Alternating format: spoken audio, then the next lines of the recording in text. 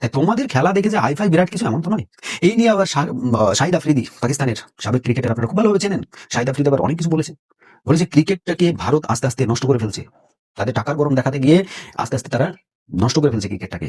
একদিন এমন হবে এই ভারতকেই সবাই সাইড করে দেবে, ভাই ভারতকে সাইড করে দিলে ক্রিকেট ভুলে যেতে হবে তোমাদেরকে, তখন আর ক্রিকেট খেলতে হবে না।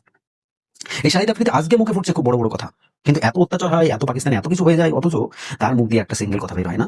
এবার আমাদের বাংলাদেশে যে ঘটনাগুলো ঘটছে তার জন্য যে একটা টু শব্দ তারা করতে পারে না। আমি আফ্রিদির কথা কি বলবো, বাংলাদেশে বসে রয়েছে যে তানজিম হোসেন সাকিব, মনে আছে তো সেই ছাগল, রাম ছাগল মালটা কি করেছিল, ওই ছাগলটা বিরাট কোহলিকে একদিন চোখ গরমি দেখিয়েছিল। তো ভাগ্য ভালো বিরাটের সেই দিন দিমাগটা ঠিক জায়গায় ছিল, না হলে তো তোকে ওইখানেই জীবনটার মতো খেলা শিখিয়ে দিত।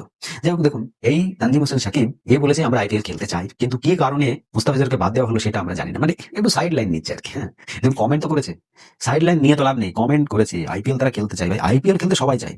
এই যে এই জিনিসটা না, এখানে স্থান